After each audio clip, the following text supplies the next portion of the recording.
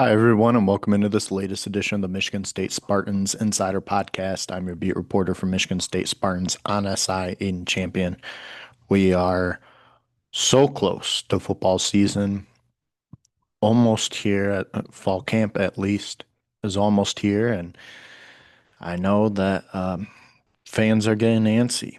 And then there's also the concerned crowd who maybe aren't looking forward as much to this coming season, but regardless, football time is always such a fun time of the year. Um, at the same time, usually means as you get further into it that summer is done, and I don't like that aspect of it because it feels like summer just got here. Can't believe we're already past the 4th of July. Just amazes me. But football, it's a good thing that comes with fall, and I do love fall. I love fall weather. I do love warm weather, but I like 70-ish degree day and fall colors and everything that comes with it. But um, and then of course football, very excited for it. Michigan State football, lots of questions surrounding it, and I feel like a lot of the country is writing off the Spartans. And in in one way, it's fair considering they haven't been to a bowl game since 2021. Jonathan Smith still young in his tenure at Michigan State, only his second season. And Aidan Childs, I know a lot of people weren't as impressed with him last year and don't expect much more from him this season. I think that is not fair. I think what we saw last year was pretty expected from a first year starter at a new school, mind you, regardless of a lot of the same coaching staff. It was a new school, a new adjustment, and that's always going to be tricky. And I think he just was getting comfortable at being the guy, making the tough in-game decisions, and that's really tough when you're young and it's your first year being a starter. Um, but now, full year under his belt, Aiden Childs, I think he's getting so overlooked, and for his sake, I really do hope that he proves people wrong. I'm very excited to see that, and I think he's going to.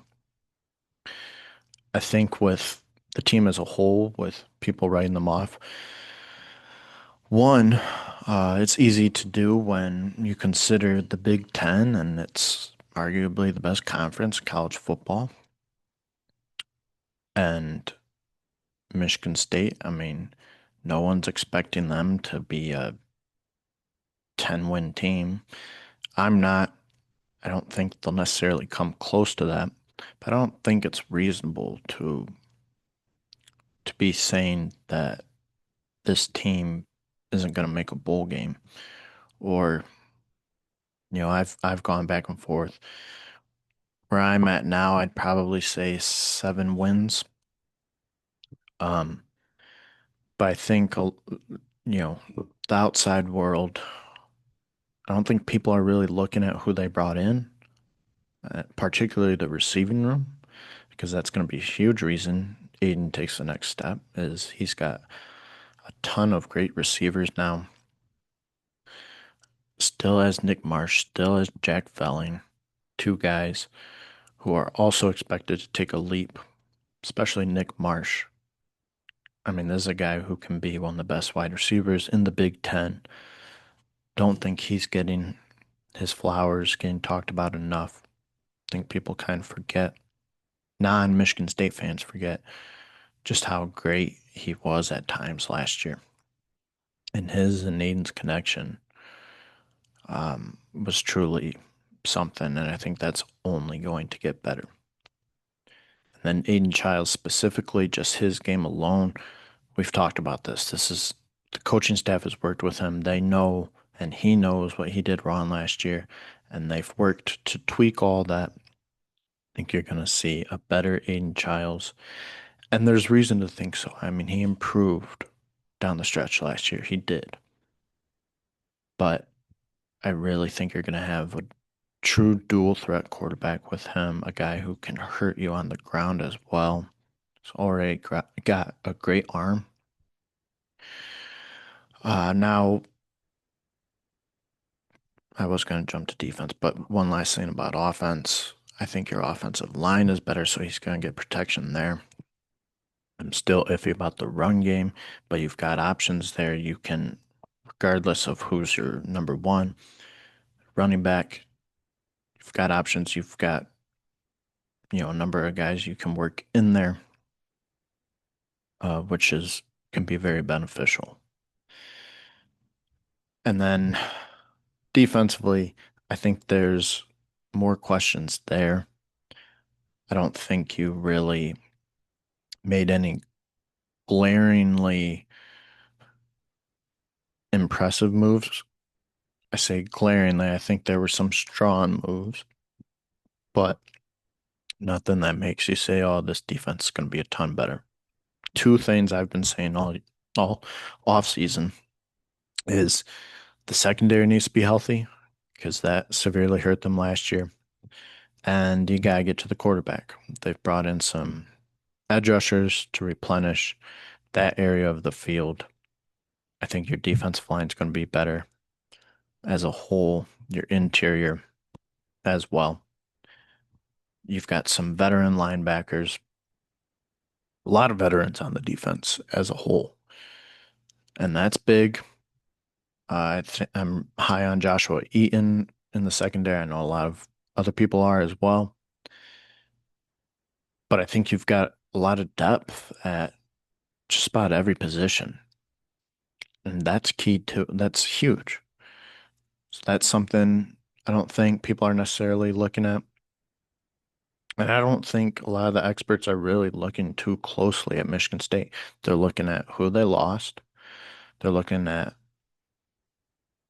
where they finished last year. They're looking at Aidan. They're looking at Jonathan Smith. I don't think this team's getting enough credit for what they did this offseason, which, again, didn't make any drastically positive moves. And please hear me out. I think they did have a solid offseason, just nothing that jumps off the page to you and says that because of this player, they're gonna take a major leap. Um, but they've got depth, especially defensively, and I really think that this team is not getting the recognition it deserves. I'm not saying it should be held to the standard of double-digit wins or even 9 wins, but I think 7 is very fair considering especially their schedule. I think you can easily get out to 3-0. You hit a tough stretch. Sorry, tough stretch there with your first two road games, USC and Nebraska. But you've got to buy in between there. I think if you split that, you're sitting pretty. You come back home. You've got UCLA homecoming. Um, One you got to win, and I think they will. And then from there, I mean, looking at 5 wins, you just need one more to make a bowl game. So I think it's all about how this team starts.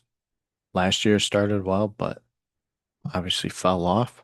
But it was hit with back to back Oregon. Well, first Ohio State and then Oregon. And I mean, that set them off course right off the bat. Boston College, that one hurt. When you could have won, you had many chances to. But you've got a real good shot at starting 4-1 this season. And then, you're only going to get better from there. Regardless of wins or losses, you're going to improve. So you can afford to lose some of the games that you're supposed to, or you're more likely to. Definitely need to win the games that you should, though. So there's a path there to 7 wins. Absolutely need to make a bowl game. Don't think they're getting enough credit. Let me know what you think. Is it fair or not that this team is getting overlooked? As always, thank you for tuning in. Hope you all are having a great week, and I will talk to you next time. Thank you.